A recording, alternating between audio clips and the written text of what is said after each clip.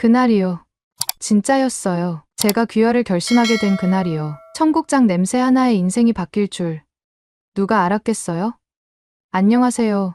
저는 이사벨입니다. 파라과이에서 태어났고 지금은 충청남도 아산이라는 작은 시골 마을에 살고 있어요. 방송 일을 하고 있고 한국에서 살아온 지도 벌써 15년이나 되었어요. 요즘은 진짜 한국 사람이 되기 위해 귀화 시험을 준비하고 있어요. 이건 단순히 국적만 바꾸는 게 아니라 제 인생 전체를 바꾸는 여정이라서요. 저희 가족 얘기를 조금 해볼게요. 어머니는 지금은 한국인이세요. 이름은 이선덕입니다. 사실 원래는 저처럼 파라과이 사람이셨어요. 2015년에 귀화를 하셨고 그때 한국 이름도 함께 얻으셨어요. 선덕이라는 이름은요.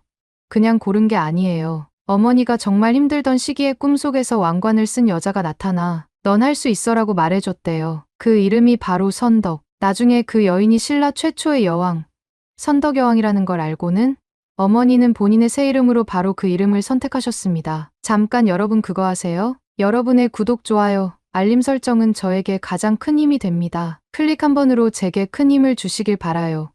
개인정보 보호를 위해 지명과 이름은 일부 각색되었습니다. 저는 어릴 적부터 엄마가 한국을 좋아하는 걸 당연하게 느끼고 자랐어요. 집 안에는 늘 한국 노래가 흘러나왔고 엄마는 청국장을 끓이고 김치를 담그고 우리에게 젓가락질을 가르쳐 주셨습니다. 솔직히 말하면 어릴 땐 그게 좀 부끄러웠어요. 친구들이 이 집 밥 냄새 이상하다라고 말할 때마다 왜 우리 집만 남들과 다른가 싶었고요. 그런데 나중에서야 알게 되었어요. 엄마가 한국을 좋아하게 된 데에는 분명한 계기가 있었더라고요. 엄마가 자라신 파라과이에는 작은 한인타운이 있었어요. 거기서 어릴 때부터 한국 사람들과 자연스럽게 어울리며 지내셨다고 했습니다. 친구들 대부분은 스페인어를 쓰고 라틴 음악을 듣는 반면 엄마는 어느 순간부터 한국 드라마에 빠지고 이문세와 이선희 노래를 흥얼거리며 집안일을 하셨어요. 특히 엄마가 좋아하던 이웃 아주머니가 있었는데요. 명절만 되면 떡이며 갈비를 나눠주시고 김치 담그는 날이면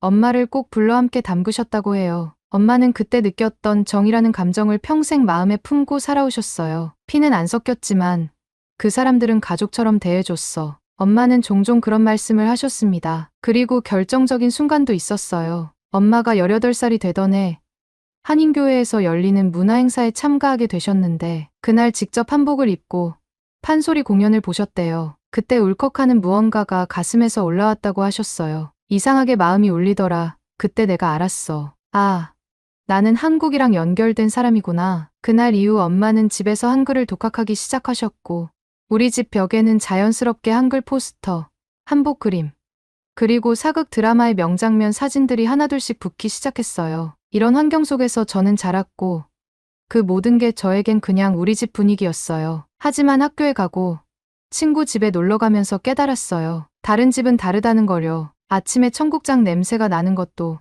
식탁 위에 나물이 올라오는 것도, TV에서 전원일기가 흘러나오는 것도 전부 우리 집만의 풍경이었더라고요. 그걸 알고 나서는 조금 부끄럽기도 했습니다. 친구들이 너희 집 냄새 이상해라고 말할 때마다 괜히 움츠러들었어요. 하지만 지금은 그때의 냄새, 그때의 노래, 그 따뜻한 밥상 위 풍경이 세상 그 무엇보다도 소중하게 느껴져요. 어머니는 정말 한국의 모든 것에 진심이셨어요. 드라마에 울고 웃고 한복을 입고 마당에서 사진을 찍으며 언젠가 한국에서 살 거야 라고 꿈처럼 말하곤 하셨어요. 그리고 2002년 어머니가 사업차 한국에 처음 가신 일이 있었어요. 그때 모든 걸 잃으셨어요. 사업은 실패하고 가진 돈도 사라지고 낯선 나라에서 말도 안 통하고 아는 사람도 없는 상황이었죠. 그런데 그 시절 어머니를 다시 일으켜 세운 건 다름 아닌 한국 사람들이었어요. 밥 먹었어요?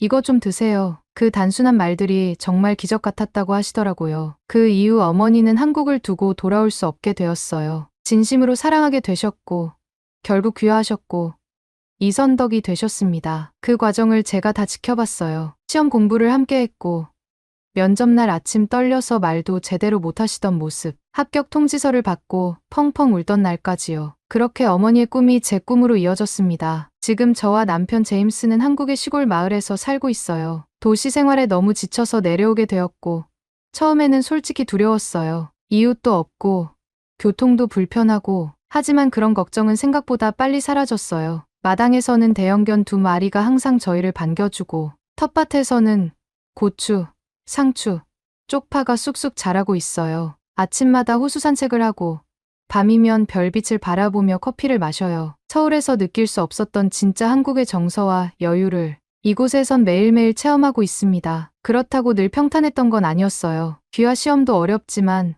무엇보다 운전면허 시험이 저에겐 큰 도전이었어요. 기능시험 2번 떨어졌고 도로주행도 3번이나 불합격했어요. 그럴 때마다 정말 포기하고 싶었어요. 하지만 그때마다 어머니가 해주신 말이 저를 붙잡아 주었어요. 너 포기하지 마. 나도 그랬어. 나도 귀화 시험 떨어질 뻔했어. 그래도 해냈잖아. 너도 해낼 수 있어. 그 말에 울컥했어요. 엄마도 그렇게 한국을 사랑했고 그렇게 열심히 한국인이 되고 싶어 했는데 지금은 제가 그 길을 따라가고 있으니까요. 그래서 요즘은 하루도 빠짐없이 한국사 공부를 해요. 세종대왕, 3.1운동, 광복, 민주화 운동까지 그냥 외우는 게 아니라 마음으로 느끼며 공부하고 있어요. 저는 단지 시험을 통과하고 싶은 게 아니에요. 엄마처럼 진짜 한국 사람이 되고 싶어요. 이 나라를 사랑하고 이곳에서 뿌리 내리고 이곳의 시민으로 살아가고 싶어요. 이 모든 게 바로 지금 제가 준비하고 있는 그 귀화 시험으로부터 시작되고 있습니다. 귀화 시험 준비를 시작하고 나서야 진짜 한국인으로 산다는 것에 대해 생각해보기 시작했어요. 그 전까진 그냥 한국에서 오래 살아온 외국인으로서의 삶이었고 한류 문화에 익숙하고 한국어를 잘하는 외국인 방송인이라는 이미지 속에서 살아왔던 것 같았어요. 하지만 국적을 바꾼다는 건 단순히 여권을 바꾸는 일이 아니더라고요. 마음의 뿌리를 완전히 옮기는 일이라는 걸 조금씩 깨달아가고 있었습니다. 귀화에 대한 마음이 깊어진 건 이사 후 시골 마을에서 살아가면서부터였어요. 처음엔 잠깐 쉬다 다시 도시로 돌아가자는 생각으로 내려왔지만 살면 살수록 이곳 사람들 사이에서 마음이 편안해졌고 어색하게 느껴졌던 동네 주민들과도 점점 가까워질 수 있었습니다. 저희 집 바로 옆에는 70대 할머니 한 분이 혼자 살고 계셨어요. 처음엔 인사만 주고받던 사이였는데 어느 날 제가 혼자 장을 보고 돌아오다가 무거운 짐을 들고 허둥대는 걸 보시고 아이고, 그건 무겁지. 이리 줘봐 하시며 짐을 들어주셨어요. 그날부터였어요. 할머니는 제가 텃밭에 있는 걸 보면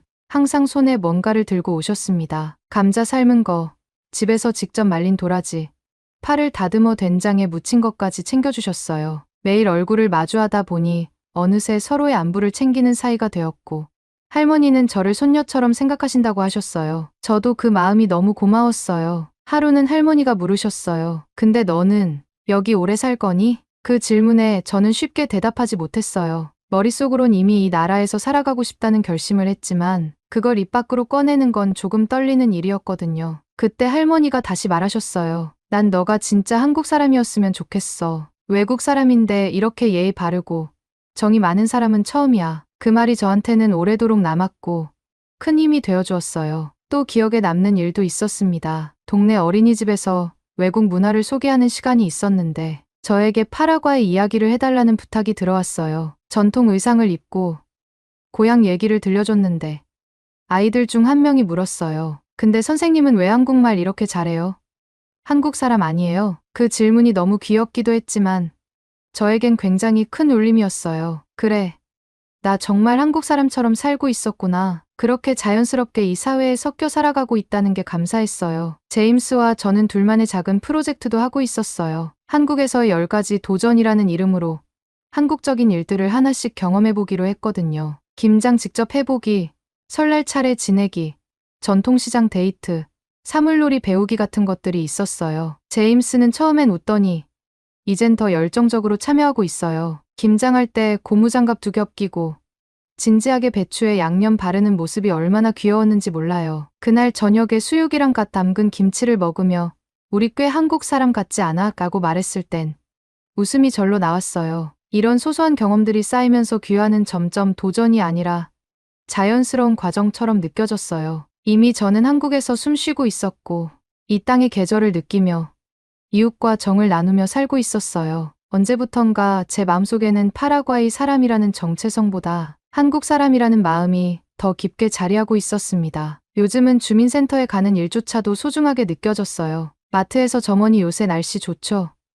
하고 말을 건넬 때면 그 일상적인 대화조차 특별하게 다가왔습니다. 귀화 신청서를 쓰던 날 서류 한 장 한 장을 작성하며 이게 내 인생의 전환점이 될 수도 있겠구나 싶은 생각이 들었어요. 시험은 쉽지 않았고 공부하면서 지치는 날도 있었어요. 그럴 때마다 엄마와 통화를 했습니다. 넌 잘하고 있어. 진짜 한국 사람은 국적보다 마음이야. 그 말이 늘 저를 다시 일으켜 세워줬어요. 이제는 말할 수 있어요. 저는 진심으로 이 나라를 사랑한다고요. 그리고 이 나라에 살아가는 사람들과 함께 웃고 울며 앞으로도 더 깊이 뿌리 내리고 싶습니다. 귀화 시험 결과 발표 날은 평소보다 훨씬 더 조용한 하루였습니다. 집에 혼자 있었고 남편은 출장 중이라 전화로만 연락을 주고받고 있었어요. 오전부터 마음이 싱숭생숭해서 뭐 하나 집중하기가 어려웠어요. 공부를 하려 해도 눈에 글씨가 들어오지 않았고 청소기를 들었다 놨다 하면서 시간을 때우다가 결국 핸드폰 앞에 앉게 되었습니다. 로그인 버튼을 누르는데 손끝이 조금 떨렸습니다. 몇 달을 이 시험을 위해 준비해왔고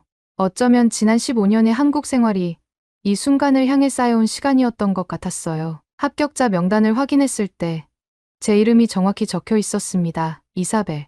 그 이름이 그렇게 선명하게 또 무겁게 느껴진 적은 없었어요. 크롤을 올렸다가 다시 내리면서 이름을 3번이나 확인했어요. 맞지? 진짜 나 맞지? 그 순간 갑자기 숨이 가빠지고 눈물이 났어요. 엄마에게 제일 먼저 전화를 걸었어요. 엄마, 됐어. 합격했어. 엄마는 한참 말을 잇지 못하시더니 내 딸, 정말 수고했어. 이제 너도 진짜 한국 사람이야. 그 말에 엉엉 울어버렸어요. 15년의 모든 기억이 한꺼번에 밀려온 것 같았거든요. 그날 저녁에는 남편 제임스와 화상통화를 하면서 축하를 받았어요. 그도 저만큼 기뻐했어요. 이제 우리 부부는 미국인 한국인이네. 그가 장난스럽게 말하자 저도 웃으며 대답했어요. 이제 내가 집에서 청국장 끓이는 거 완전 정당화됐어. 며칠 뒤 제 소식을 들은 친구들에게서 연락이 오기 시작했어요. 특히 오랫동안 연락만 이어오던 외국인 친구들이 축하 메시지를 보내주었어요. 드디어 해냈구나. 너 진짜 대단해. 그중 3명은 저와 대학 시절부터 함께했던 친구들이었는데 한 명은 캐나다에, 다른 2명은 각각 일본과 베트남에서 살고 있었어요. 우리는 코로나 이전까지는 자주 만나던 사이였지만 그 후로는 각자의 삶에 바빠서 계속 연락만 이어가고 있었거든요. 그러던 중 한 친구가 이런 제안을 했습니다. 이번 기회에 우리 다 같이 여행 갈까? 너 축하도 할 겸 진짜 오랜만에 얼굴 보자. 순간 심장이 두근거렸어요. 얼굴을 맞대고 웃고 떠들며 시간을 보냈던 그 시절이 그리워졌고 무엇보다 제가 지금껏 걸어온 길을 친구들과 함께 나누고 싶었어요. 이야기는 금세 구체화되었어요. 저희는 각각의 일정과 여건을 고려해서 중간 지점인 태국에서 모이기로 했습니다. 그곳엔 해변도 있고 한국 음식도 어렵지 않게 찾을 수 있고 무엇보다 따뜻한 기후에서 서로의 근황을 천천히 나눌 수 있을 것 같았어요. 그때부터 저는 마치 수험생이 아니라 여행을 준비하는 사람처럼 들떠 있었어요. 귀화 시험을 통과한 기념이자 제가 이룬 모든 여정을 친구들과 함께 축하할 수 있다는 생각만으로도 가슴이 벅찼습니다. 친구들과 단체 채팅방을 만들고 항공권을 알아보고 여행 코스를 짜며 이야기꽃을 피웠어요. 야, 너 그때 한국 드라마에 빠져 있지 않았냐? 여전히 좋아해? 아직도 좋아하지. 넷플릭스에서 매일 본다. 이런 사소한 농담 속에서 우리는 다시 20대 시절의 모습으로 돌아가고 있었어요. 그러던 어느 날 마을회관에서 열린 작은 축제에 다녀왔어요. 제가 귀화 시험에 합격했다는 소식을 들은 마을 분들께서 작은 축하 자리를 만들어주셨던 거예요. 김밥을 싸오신 할머니, 직접 농사지은 사과를 바구니에 담아오신 아저씨, 그리고 저를 이제 진짜 우리 식구라고 말해주시는 주민분들까지. 그 축제에서 저는 짧게 인사를 드렸어요. 여러분 덕분에 제가 한국 사람이 되었어요. 앞으로 더 열심히 살겠습니다. 감사합니다. 박수가 터져 나왔고 누군가는 제 손을 꼭 잡아주며 진심으로 축하해 이사벨.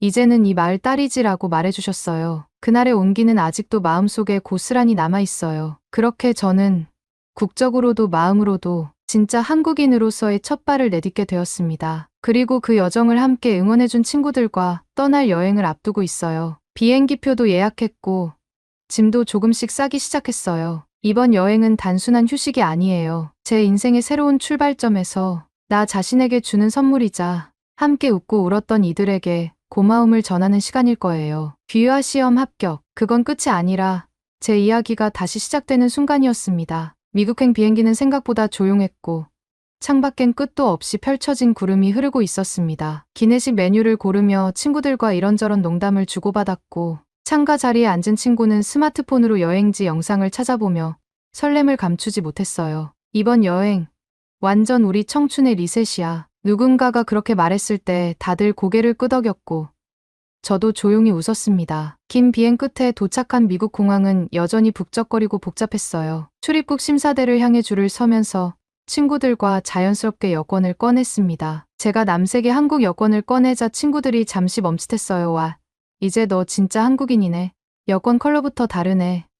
맞다. 우리랑 다르게 입국 심사도 좀 빠르려나? 저는 웃으며 어깨를 으쓱했지만 사실 저도 이 상황이 조금 긴장됐어요. 처음으로 한국 여권을 들고 미국에 들어가는 순간이었으니까요. 심사대에 도착하자 직원은 여권을 넘기며 빠르게 몇 가지 질문을 했고 한국말로 적힌 여권 내용을 들여다보더니 South Korea, Welcome 하고는 짧게 미소를 지었어요. 딱 2분도 걸리지 않았습니다. 심지어 손가락 지문도 찍지 않고 간단한 응대 후에 통과시켜 주셨어요. 그 뒤를 따르던 친구들은 각각 다른 줄로 이동하게 되었고 한참을 기다리다 결국 제일 마지막 친구가 나왔을 땐 이미 40분이 지나 있었어요. 짐을 찾아서 나올 때쯤 친구 하나가 웃으면서 말했어요. 야, 너 이거 알고 한국 귀화한 거야?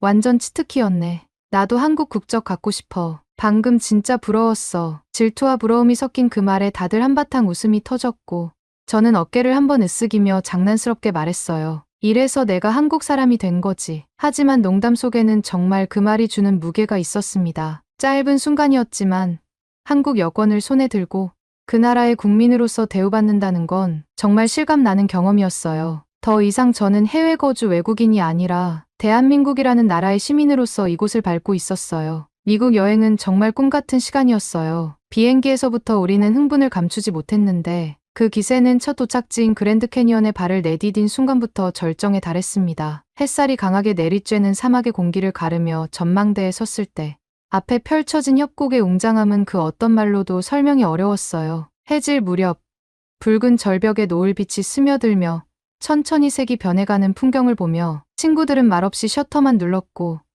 저는 조용히 숨을 고르며 그 순간을 눈에 담았어요. 한 친구가 감탄하듯 중얼거렸습니다.